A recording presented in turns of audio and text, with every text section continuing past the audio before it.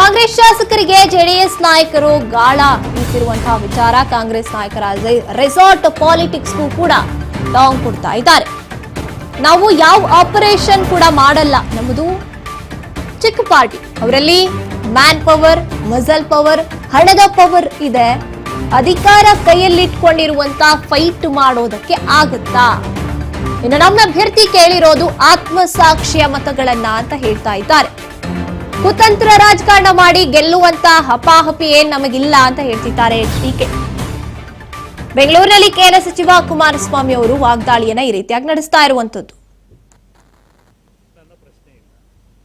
ಈಗ ನಮ್ಮ ಅಭ್ಯರ್ಥಿ ಅರ್ಜಿ ಹಾಕಬೇಕಾದ್ರೆ ಏನು ಆಪರೇಷನ್ ಮಾಡೋದ? ನಮ್ಮದು ಒಂದು ಸಣ್ಣ ಪಕ್ಷ, ನಮ್ಮ ಪಕ್ಷದಲ್ಲಿ ಏನಿದೆ ಮಾಡಕ್ ನಮಗೆ? ನಮ್ಮ ಕೈಲಿ ತಾನೇ ಏನಾಗ್ತದೆ?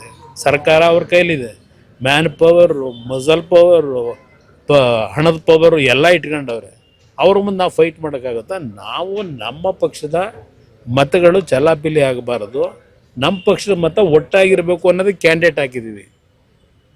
ನಾವೇನು ಗೆದ್ದೇ ಬಿಡಬೇಕು ಏನಾದರೂ ಮಾಡಿ ಕುತಂತ್ರದ ಮುಖಾಂತರ ಅನ್ನೋ ಪ್ರಶ್ನೆ ಇಲ್ಲ. ಈಗ ನಮ್ಮ ಅಭ್ಯರ್ಥಿ ಅರ್ಜಿ ಹಾಕಬೇಕಾದ್ರೆ ಹೇಳಿದ್ದಾರೆ ಆತ್ಮಸಾಕ್ಷಿ ಮತ ಕೊಡಿ ಅಂತ ಕೇಳಿದ್ದಾರೆ. ಇದು ಹೊರತುಪಡಿಸಿ ಏನಿದೆ? ಇವತ್ತು ನಮ್ಮ ಜೊತೆಗೆ BJP ಪಕ್ಷದ ಸರ್ಪ್ಲಸ್ ಓಟ್ ಇದೆ. ಆ ಓಟಿಗೆ BJP ನಾಯಕರಿಗೆ ಮನವಿ ಮಾಡಿದ್ದೇವೆ. ನಾವು ನಮ್ಮ ಓಟನ್ನ ಭದ್ರವಾಗಿ ಇಟ್ಕೋಬೇಕು ಅನ್ನೋದಕ್ಕೋಸ್ಕರ ಮಾಡಿದ್ದೀವಿ ಅಷ್ಟೇ. ಅದು ಭಗವಂತ ಇಚ್ಛೆ. ಅದೇನಾದರೂ ಆ ರೀತಿ ಆದರೆ ನಿಜಕ್ಕೂ ಆ ಕೆಲಸ ಮಾಡಿದ್ರೆ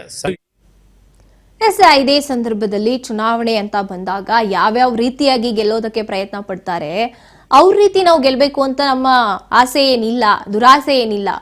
ಮನಸ್ಸಾಕ್ಷಿ ಆತ್ಮಸಾಕ್ಷಿಯಿಂದ ಯಾರು ನಮ್ಮನ್ನ ನಂಬ್ತಾರೆ ಅವರು ನಮಗೆ ಮತ ಚಲಾಯಿಸ್ತಾರೆ. ನಾವು ಗೆದ್ದೇ ಗೆಲ್ತೀವಿ, ಗೆಲ್ಲೋದಕ್ಕೋಸ್ಕರ ಏನೇನೋ ಹುನ್ನಾರಗಳನ್ನ ಮಾಡುವಂತವ್ರಲ್ಲ ನಾವು ಅಂತ ಹೇಳ್ತಾ ಇದ್ದಾರೆ. ಕುತಂತ್ರ ರಾಜಕಾರಣ ಮಾಡ್ಕೊಂಡು ಗೆಲ್ಲುವಂತ ದರ್ದು ನಮ್ಗಿಲ್ಲ ಅಂತ ಹೇಳ್ತಾ ಇರುವಂತದ್ದು HDK. ಕಾಂಗ್ರೆಸ್ ನಾಯಕರು ರೆಸಾರ್ಟ್ ಪಾಲಿಟಿಕ್ಸ್ ಅನ್ನ ಮಾಡ್ತಾ ಇರುವಂತದ್ದು, ರೆಸಾರ್ಟಿಗೆ ಕಲಿಸ್ತಾ ಇದ್ದಾರೆ ತಮ್ಮ ನಾಯಕರುಗಳನ್ನ. ಹಾಗಾಗಿ ನಾವು ಆ ರೀತಿಯಾಗಿ ಯಾವುದನ್ನು ಕೂಡ ಪ್ರಯತ್ನ ಪಡೋದಿಲ್ಲ ಅಂತ ಹೇಳ್ತಾ ಇದ್ದಾರೆ. ಮ್ಯಾನ್ ಪವರು, ಮಸಲ್ ಪವರ್ ಎಲ್ಲವೂ ಕೂಡ ಈಗ ಇಡೀ ಸರ್ಕಾರನೇ ಕಾಂಗ್ರೆಸ್ನವ್ರದಾಗಿರುವಾಗ ಅವ್ರು ಏನ್ ಬೇಕಾದ್ರೂ ಮಾಡ್ಲಿ, ನಾವು ಆ ರೀತಿಯಾಗಿ ಹಪ್ಸೋದಿಲ್ಲ. ನಮ್ಮನ್ನ ನಂಬಿರುವಂತ ಜನತೆ ನಮಗೆ ಓಟ್ ಹಾಕೇ ಹಾಕ್ತಾರೆ, ಗೆಲ್ಲಿಸ್ತಾರೆ. ಅದನ್ನ ನಂಬ್ಕೊಂಡು ನಾವು ನಡೆಸ್ತಾ ಇರುವಂತದ್ದು ರಾಜಕಾರಣವನ್ನ ಅಥವಾ ನಾವು ಜನಸೇವೆಯನ್ನ ಅಂತ ಹೇಳ್ತಾ ಇದ್ದಾರೆ HDK.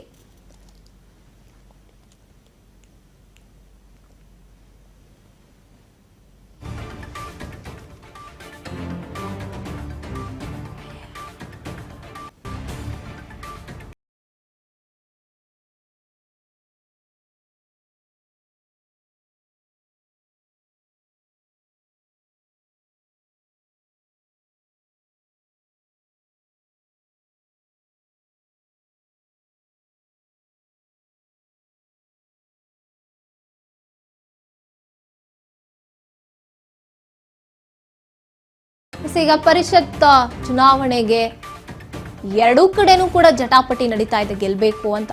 ಆ ಸಂದರ್ಭದಲ್ಲಿ ನಿಮ್ಮ ಗೆಲುವಿನ ವಿಚಾರ ಏನು ಅಂತ ಕೇಳಿದಾಗ ಉತ್ತರ ನೀಡಿರುವಂತದ್ದು. ಆಡಳಿತಾರೂಢ ಕಾಂಗ್ರೆಸ್ ವಿಪಕ್ಷ BJP ಮಧ್ಯೆ ಈಗ ಟಾಕ್ ಫೈಟ್ ನಡೀತಾ ಇದೆ.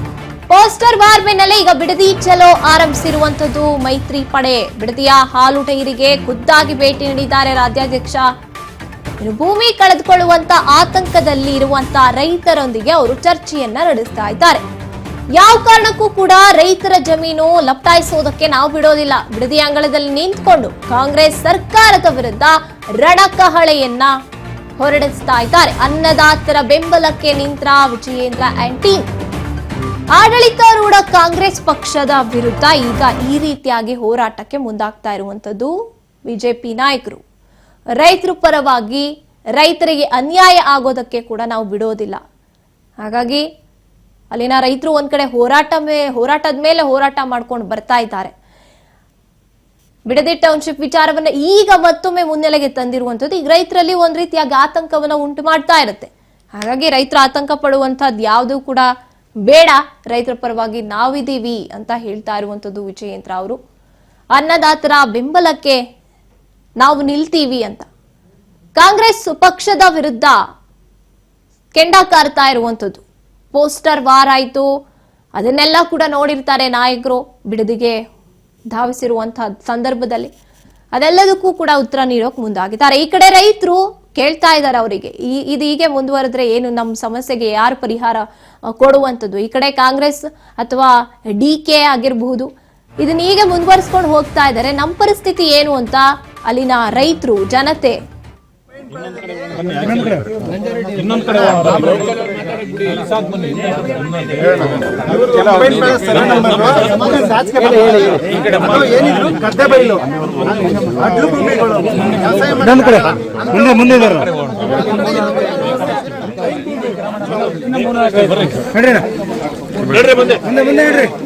ಗೌಡ್ರೆ ಇನ್ಮೇಲೆ ನೀವೇನ್ ಗೌಡ್ರಿ ಇಲ್ಲ, ನಿಮ್ ಜಮೀನೆಲ್ಲ ಕಿತ್ಕೊತಾರೆ.